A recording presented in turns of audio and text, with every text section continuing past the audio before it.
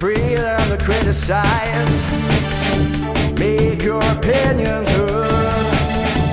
Even if you sound absurd. Review anything, no matter what it is. Hello, chums, and welcome to another edition of Review Anything. I'm your host, Sour Apple. Let's hit the review generator and see what we're analysing today, shall we?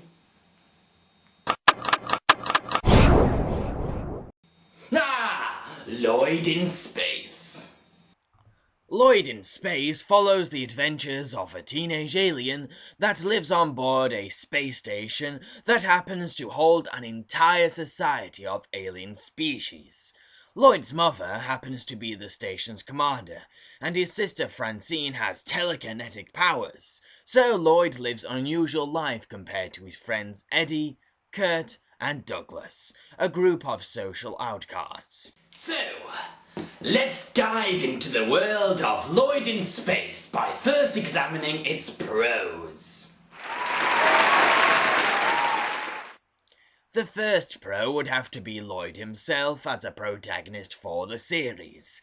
I believe that he's a great character because he's empathetic, caring, and sensitive, but he also will sometimes be a bit of a jerk. I like this balance because it makes him more three-dimensional as a character. Sure, he lacks exposition or even a backstory, but he behaves like a realistic teenager. He may have strong values and morals, but he'll sometimes go against his own conscience by breaking rules or hurting others. He'll do something like help his robot teacher, Mrs. Walt, regain her confidence, but also exploit his little sister's telekinetic powers for cash. Even when he does commit something atrocious, he'll try his best to fix his mess and restore things to normal. For example, after Lloyd pushes his sister to fight challenges in a psychic battle to make a profit, she gets too tired to fight, and Lloyd ends up taking her place in a risk for his own safety to defend his sister and to make up for his exploitation of Francine. There's something really appealing about him, and I found myself sympathetic for him because life does give him a hard time. His mother is often too busy for him because she runs the whole station as its commander. His sister abuses her powers by sneaking into his mind and reading his private thoughts, so he lacks space at home. She'll even use her powers to tease him physically. He's not popular at school, so he gets mocked. To add to his difficulties, he has no father to turn to or raise him. However, one could consider his grandfather to be his father figure, but he rarely communicates him and is limited to hologram communication. Interestingly, Lloyd also has a crush on the school cheerleader Brittany, who isn't the typical love interest you see in cartoon series, as Brittany literally bullies Lloyd and makes his school life hard. His crush on Brittany remains vibrant despite her verbal abuse. While most cartoon love interests are usually the super-sensitive sweet girls. When his friend Douglas invents a machine that forces students at the school to fall in love with a predetermined individual, Brittany is forced to fall in love with Lloyd. Yet even when Lloyd finally has Brittany as a girlfriend, he begins to realize how wrong it is for her to be under the love beam's spell, and that he shouldn't take advantage of her, so he lets her go, which is very honourable. The next pro would have to be the sheer imagination concerning the variety of alien species in the show. I would recommend people to watch this show just for the thought and effort put into the creativity of every form of species. Every alien race is so unique in their own way, and the show does a fantastic job of showing what sets them apart from other species, as we get to know their cultures and organism traits. My particular favourites have to be the new students that come to the station school, Larval and Zoid. Larval is a fascinating creature, as he digests his own vomit to stay alive, and he ages rapidly under a few days, so he's a student at the school for only a few weeks. Zoid's species is also wonderful, as Zoid has no determined gender until selected on her or his birth. I love this species concept. It makes Zoid so lovable because of his or her combined aesthetics of female and male traits, making him or her appreciative of so many things. Another pro has to be whatever comes out of Kurt's mouth. Seriously, Kurt is the best comic relief in the show. Kurt is a heavy-set, one-eyed alien that's caring and kind, but he's also hilariously stupid. Sometimes stupidity in a character can seem obnoxious, but Kurt is so wide-eyed and innocent that his idiocy doesn't come off as annoying, but very, very, very funny instead. In a way, his dumb one-liners seem to be almost clever because the writers take advantage of his ignorance to make him react with brainless misconceptions. He never uses his towering size to harm, which is adorable as he gets bullied by aliens half his size. This changes, however, when Kurtless is created. With the combination of Douglas's intelligence and Kurt's strength, Kurtless is an unstoppable creation that goes too far when Douglas takes advantage of his power to gain respect and strike fear. This dark concept is a clever idea that shows how dangerous a friendship can get. The next pro has to be the character of Francine, a brilliant creation. The whole annoying bratty sister idea has been done before, but never has it been executed in this way. Francine's powers make her dangerous as well as interesting. She'll either bother her brother with them or cause chaos with them when she's having a tantrum. The idea of a child as young as Francine being gifted with telekinetic powers is very frightening. Her powers are everything to her. It's great when she loses them in an episode, as we get to see her fall apart without them. She needs her powers to do everything, like tie her shoelaces and pour her cereal. Her telekinesis also makes her very intelligent and mature for her age, while also still maintaining her immature innocence, as she educates herself with mind reading, as it seems. She has an admiration and strong love for her older brother too, though. You can see that there's a close bond between them both, despite how cruel she is to him. Another pro has to be how the writers take full advantage of the genre for Lloyd in space. They really emphasize the fact that this is set in space by introducing strange concepts. Even when the story for an episode has been done before, the writers give it a great sci-fi treatment. You know that overtread story in cartoon series where a main character becomes a sports star, becomes popular, ditches his friends, and his ego rises as he becomes a prick? Well, Lloyd in Space does this story, but gives it a twist. The twist? Well, Kurt's body is the one who is dishing everyone and becoming obnoxious. How strange is that? Kurt's species can remove parts of their body, and when Kurt's head falls off unexpectedly, the school sports coach asks his body to join the football team. What follows is beyond weird, as the school praises Kurt's body, but pays no attention to his head. Kurt's body is actually kind of creepy. A faceless, ego-driven being that's actually a separated character from Kurt's head. It's weird, and very dark actually. This episode is a prime example of how the show will recycle a story into something completely different, by mixing it with odd sci-fi elements. I have to praise Lloyd in Space for spicing up stories that have been done many times before in other cartoons. The next pro would have to be the voice cast. I mean, wow. Seriously, wow. Not only does the voice cast do a fantastic job with their performances, but the people involved. So impressive, so interesting. First, Lloyd is played by Cortland Mead. who provided the voice of Gus in Recess. Now, while I found Gus's voice to be horrendously annoying, Cortland Mead's portrayal of Lloyd is fantastic and shows that Cortland can actually act. Cortland balances his emotions perfectly, and you can really feel the sincerity in his vocal delivery. April Winchell plays Lloyd's mother, Nora. Winchell's credits include Peggy in Goof Troop and Miss Finster in Recess. Winchell does an excellent performance as Nora, displaying a mix of stern self-respect and sweet motherly sentiment. It's interesting to hear Winchell distance herself from her harsher characters that she's done before. Bill Fagerbark plays Kurt, and Fagerbark is always great as hilariously stupid characters like Patrick Starr. There's also the fantastic Pamela Hayden as Douglas, who is wonderful as usual. Hayden is best known for her voice as Milhouse in The Simpsons. In addition, the cast includes Justin Shenkarow as Lloyd's friend Eddie, best known for Harold in Hey Arnold and Gelman in Recess, who are both very aggressive, loud roles.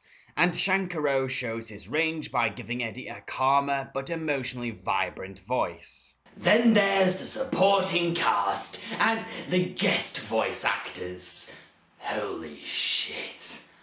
What a stellar cast. Seriously, the greats of the American voice acting industry. They're all contributing to this one series. Dan Castellaneta, Tress MacNeille, Frank Welker, John DiMaggio, Billy West, Tom Kenny, Pamela Adlon, Clancy Brown, Kevin Michael Richardson, and Tara Strong. Just wow. You couldn't have asked for a better collection of voice actors to contribute to a cartoon. What's also interesting is that most of the cast is also made up of the same cast as Recess, and it's fun to spot them out because they don't change their voices much. Another pro to me has to be the setting. When one hears the title Lloyd in Space, the instinct must be to presume that it'll be set on another planet. But Lloyd in Space is set in its own society on a space station. The station itself has its own character in the form of artificial intelligence. A robot, if you will. Station acts as Nora's assistant and a sort of butler to Lloyd's family. The station society is called Intrepidville and has its own docking bay, so we get guest characters popping into Intrepidville now and again. The next pro has to be the music for Lloyd in Space, which was composed by Jim Lang, who also provided the score and theme for Hey Arnold. I've always found Lang's compositions in Hey Arnold to be beautiful, with its mix of soft jazz, wonderful orchestral pieces, or gentle ambience. With Lloyd in Space, Lang has a more funky approach that's a balanced mix of exciting, emotional, epic, and entertainingly rhythmic. But the standout musical contribution has to be the opening theme.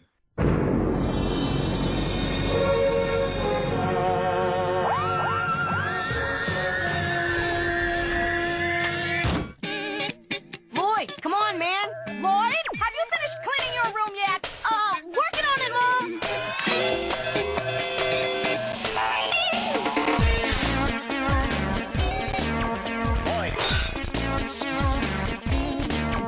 Lloyd?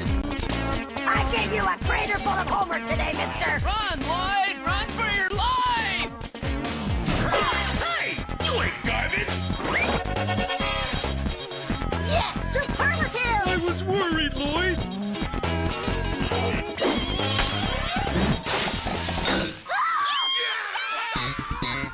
Lloyd? Oops.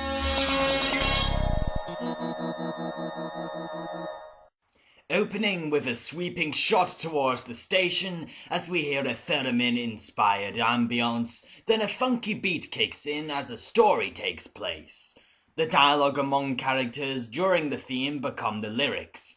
The distorted vocals of the title melts whimsically together with Jim Lang's catchy synth tune as the song progresses along and ends on a slick bass slap. The whole theme, visually and musically, is outstanding. Okay, so those were the pros of Lloyd in Space. Let's now look at the cons. Now, you may be wondering why I didn't feature Eddie and Douglas in my pros. Well, I just don't like them as characters. However, I believe they are fundamental to the show, though. Douglas provides wacky inventions to inspire episode stories, and Eddie is always encouraging Lloyd to do the wrong thing, like the devil on his shoulder. Lloyd's dark side comes out thanks to Eddie, and this fuels the plot for many episodes. However, Douglas is the annoying child prodigy trope that I'm sick to death of. And Eddie is a whiny, obnoxious, and self-absorbed character with nothing interesting about him except the fact that he's one of the only human characters. The next con has to be the lack of character development, or progressive changes in the show in general. There are some opportune moments for Lloyd in Space to embrace some character developments, and it just cops out. An example includes one episode where the students of the school are hurtling towards the sun after their classroom was ejected from the school. In this episode, the inevitable idea that they're going to die inspires the students to make major changes. Brittany ends up dating Kurt, a bully reveals his sensitive side as he befriends his victim, and everyone develops a stronger bond together. Then, once the students are saved, this sudden excellent development is dished as everything goes back to normal. Another example is the episode where Francine loses her powers.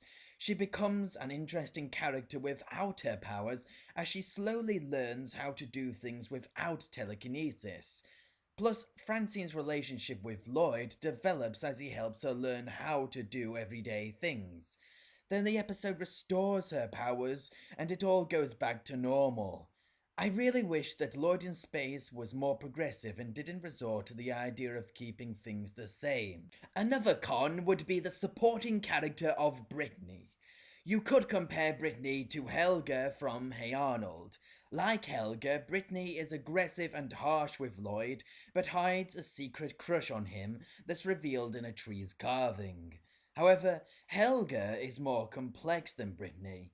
Helga is a lovesick little girl with anger issues, a neglectful family, and a love for poetry, while Brittany is, well, just a cheerleader.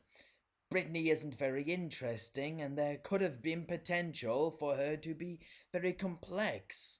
Another con is how we don't ever learn much about Lloyd unless it's about his species. It's never explained what happened to his father, and I wish that this had been revealed. Lloyd is such a likable character, and he'd be really interesting if he had some talent traits or a consistent hobby. If only Lloyd had a bit more detail to him as a character. So those are the cons of Lloyd in Space. Before I end my opinion, I must explore one more thing. The biggest complaint that people have given for Lloyd in Space is that it's apparently a rehash of Recess. So I'm going to now compare the similarities between Recess and Lloyd in Space. One could first compare Nora to Miss Finster. Both have an ominous presence in their surrounding.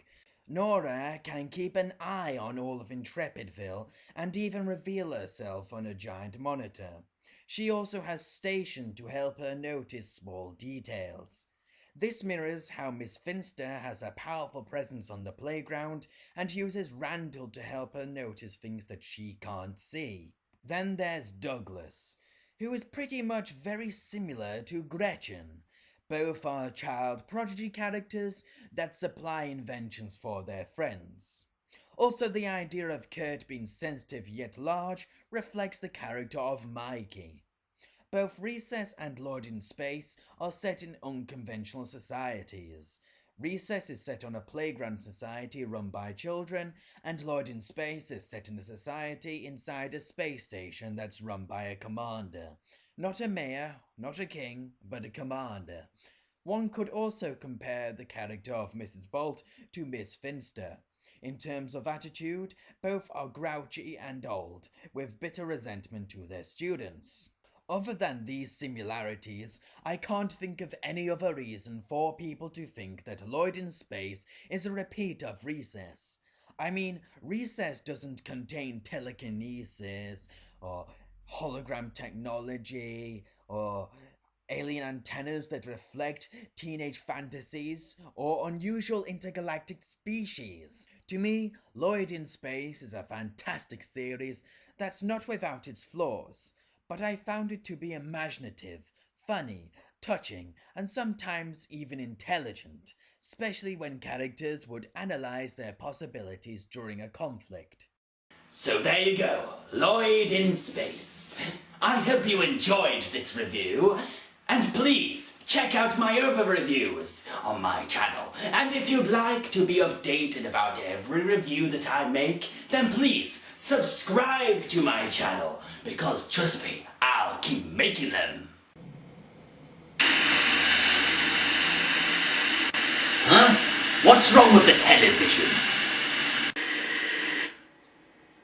Oh, it's an alien! I am Gorbaz, leader of the Aborigines people.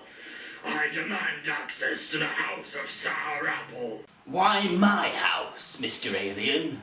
We want the power of the review generator. The Aborigines race has a hard time deciding on what to do. The review generator would help us decide. What? Screw you, Mr. Alien! I need the review generator to make episodes of my show! Why can't you find another way of deciding which cartoon to watch or which film to sit through? Sour Apple, for not complying with the mighty Aborigines race, we will attack your house. Fire on my command. There has to be a button on this thing that can launch some kind of self-defense mechanism. So one button. I made so many buttons on this thing. 5, 4. No, that button makes hot dogs. Oh dear, oh dear, oh dear, oh. Aha! There's a button for a laser cannon! Ha! This is like something out of a cartoon! Yeah!